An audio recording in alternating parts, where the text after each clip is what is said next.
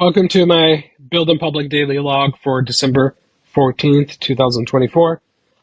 I just did this recording. I almost was I was at the very end. Like I was going to say one last thing, and then it crashed. It really pisses me off. Quick update. I'm going to start with a random story. Uh, today, my today was my grandpa's birthday. He turned 97 years old. Can you imagine almost being 100 years old? Pretty wild. We took him to go eat at a Mexican restaurant that he likes. You know, they fucking put the sombrero on his head, his little bald old man head, and they sing to him and stuff. Uh, it was great seeing him. He's an old guy. He's hanging in there, but he's when you're that old, you're at the end. Any day is the end. You never know. So I think he had fun. He got out and they sang to him. The little song and happy birthday, and he ate his old Mexican food. So uh, I had chilaquiles. Okay, chilaquiles. Uh, I used to live in Mexico, so I spent many years of my life living in Mexico City. And no, I'm really a white American guy. I'm not actually Mexican. I'm like fake Mexican, as my ex used to say. So I lived in Mexico like a tenth of my life, so a fair amount of time. Uh, every Saturday, sometimes I'd be hungover as hell, by the way. I would go eat chilaquiles for breakfast. Now, if you don't know what chilaquiles are, they're fucking good, by the way. Like chilaquiles are. Uh, I can't type like this. Chilaquiles are this delicious Mexican dish. It sounds fucking gross. It sounds like very unhealthy, and it is.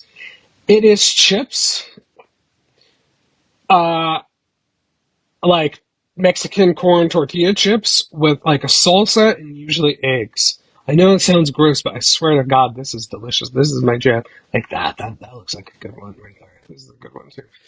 So, super Mexican dish. I actually think, so I'm in Central California hanging out until I get my business back on track and I'll be out of here. I think the Mexican food, ironically, sucks here. There's, like, half the people are fucking Mexican here. And the food is so nasty compared to, like, actual Mexican food. Now, I lived years of my life in Mexico, so I know what the fuck I'm talking about when it comes to good Mexican food. And the food is different and not good here. I don't like the Mexican food here.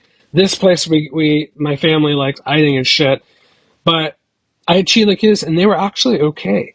I was actually that was the best thing I've had from this restaurant. I was actually shocked, and I think it was okay because I first of all it had spice, like it was actually spicy.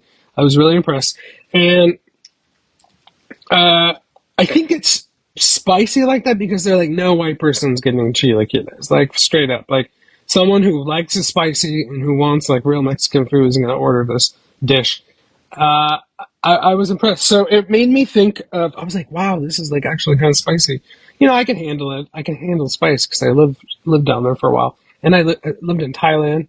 Man, their spice is a different kind of spice. Um, so quick funny story, and I'll shut up.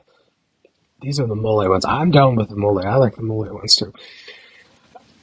One time when I was kind of first living in Mexico City, I met this girl. I was dating her. She came from, like most people in Mexico, that's very impoverished, especially back in the day. It's better now. She came, like her mom, like most people, very, very poor. Her mom, like props to her fucking mom. Like this is really hustling right here. Her mom, like found just like a little piece of land, like a lot of people do. And she scrounged up material. And this woman, like from scratch, made her house herself, like a woman, like just by herself. Like that, now, think about that. You got to remember, this is like Mexico in the '80s or like late '70s. That's pretty hardcore for a woman to do that back then. So props to this lady. Um, she just like found material, like bartered, got material, and built a house. Just like I don't like on this land, but I'm building a house here because I need somewhere to live. So props to this lady, and her daughter had a really, really, really nice job there. Like, so she was like She went from poor upbringing to pretty upper class, especially in Mexico City. Uh, so she took me over to her mom's house, and by this point, it had like real work on it, and it was pretty nice, you know, all things considering. It wasn't like a shack, It wasn't like an African favela kind of slum looking thing. It was like a legit house at this point, over decades. And it's a big deal to meet, a girl's mom and family, down there. And my Spanish was still kind of shit, so I go to their house, and uh, they were eating enchiladas, like something very boring. They look kind of like this, like the green sauce. And yeah, I don't know why, like, they're Mexican. They all have a million family members. All these, like, a bunch of family was visiting, and there was like maybe 9 people at the table in this dining room. And we sat down. She was kind of translating because I wasn't like super fluent in Spanish at that point. And they were like, "It's really, really spicy, like muy picosa, like be careful, And I was like, oh, "Okay, no worries." And I sat down and I was, about to take a bite, and I look up, and every single person was just staring at me like, "How's he gonna react? Is it too spicy?" And I ate it, and I was like, "No, come on!" They had me worried. That I thought this thing was gonna be like lava. I was like, "What the hell? This is okay." I mean, it had some spice, but it wasn't anything crazy for me. And they're like, "Oh wow, you can handle it. You like spice. Good job."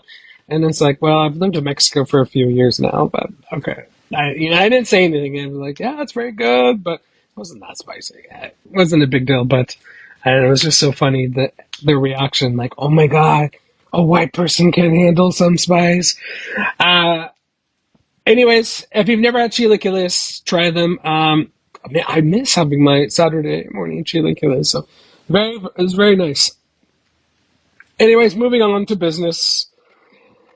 Uh, I had a lot more freelance stuff, work this weekend. Right after this, I have a lot of freelance work all day tomorrow. I have freelance work.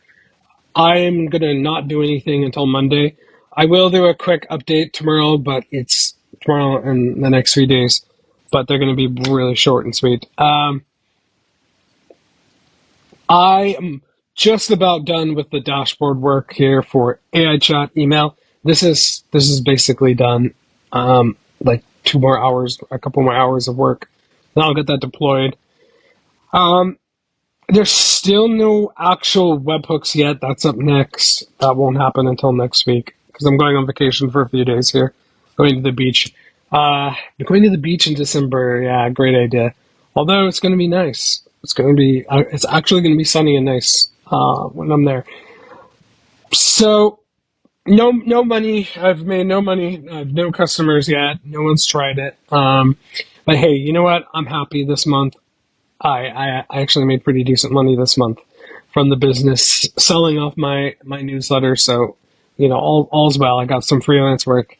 I'm making money this month. So the business has made money, and okay money this month. If I could just keep that going, it'll be good. And yeah, that's about it. Update tomorrow will be even shorter and sweeter. There'll be no work on the business for tomorrow, I'm afraid. So, uh, if you've never had them, go try chilaquiles. And I'll see you tomorrow.